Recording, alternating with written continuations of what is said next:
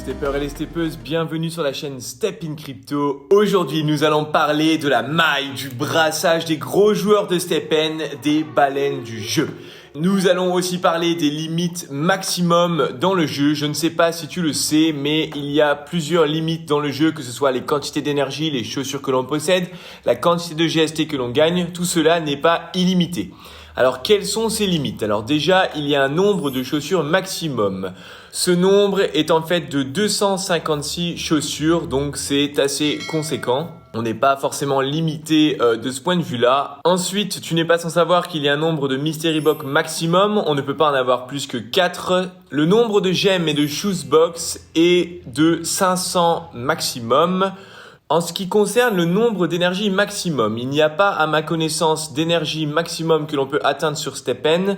Cependant, comme on peut le voir dans ce tableau, une fois que l'on arrive à 30 chaussures, on obtient 20 énergies avec notre nombre de baskets. Et ce nombre-là ne pourra pas être augmenté, du moins pour l'instant. Cependant, on peut avoir plus que 20 énergies parce que on gagne des énergies supplémentaires avec les différents niveaux de rareté des baskets. Donc si par exemple on a 25 chaussures common, 5 chaussures uncommon et 2 chaussures rares, et au total, ça nous fera 5 énergies supplémentaires avec les 5 uncommon et 2 fois 2 énergies supplémentaires avec les 2 rares.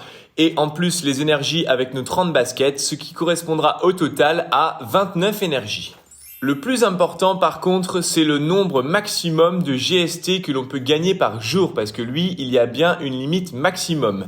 Cette limite est de 300 GST par jour et de 15 GMT par jour. Je rappelle qu'on ne peut pas encore en gagner dans le jeu. D'ailleurs, dans la précédente vidéo, je vous disais que ça allait arriver très prochainement. L'équipe StepN a depuis annoncé que ça n'arriverait pas tout de suite parce qu'il fallait burn suffisamment de GMT avant de pouvoir instaurer cette capacité à gagner des GMT dans le jeu.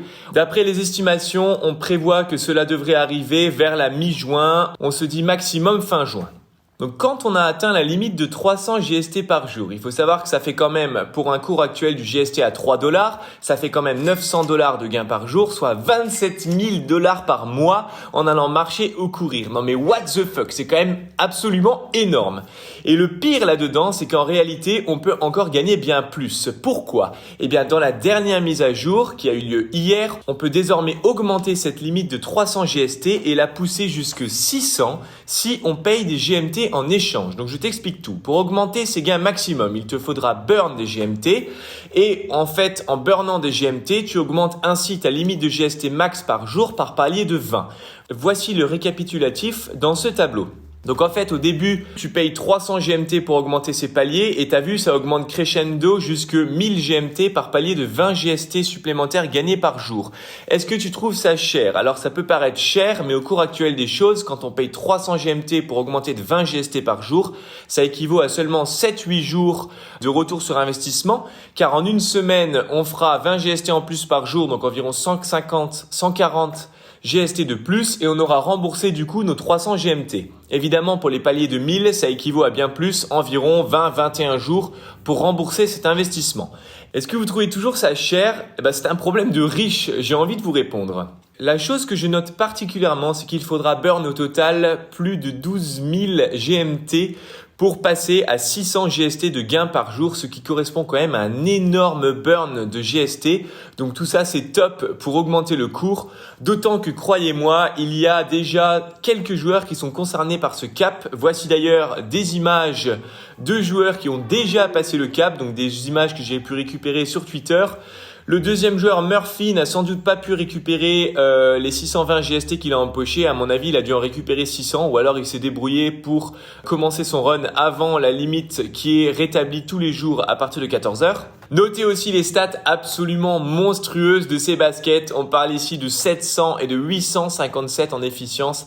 Alors oui, ça fait rêver, c'est absolument incroyable. Donc je reviens sur les gains maximum avec 600 GST par jour au cours actuel de 3 $. On peut gagner jusqu'à 1800 $ par jour, donc soit 54 000 $ par mois en jouant à Stepn. C'est clair que ça fait plus que rêver et ça nous donne tous envie, on va pas se mentir. Mais avec tout ça, où en sont la plupart des joueurs? Alors ce qu'il faut savoir, c'est que l'immense majorité se situe pour le moment en dessous des 200 GST par jour de gains. Plus de la moitié des joueurs se situent même en dessous des 30 GST de gains par jour.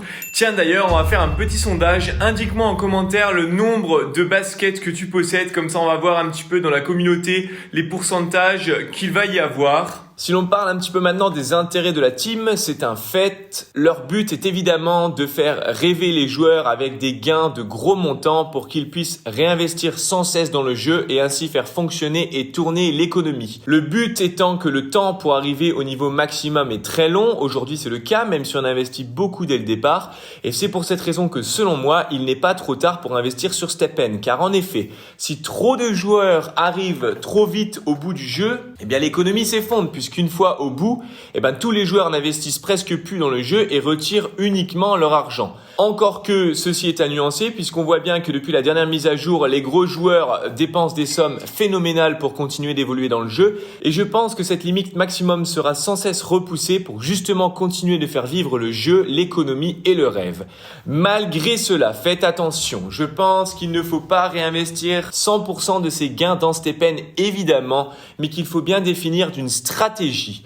Par exemple, on peut décider de réinvestir 50% de ses gains pour se développer dans le jeu et les 50 autres %, on décide de récupérer l'argent et de les sortir du jeu. Nous parlerons de ces sujets et de plusieurs stratégies en détail dans les prochaines vidéos, donc abonne-toi et mets un like sur cette vidéo si elle t'a plu. C'est super important pour le développement de la chaîne.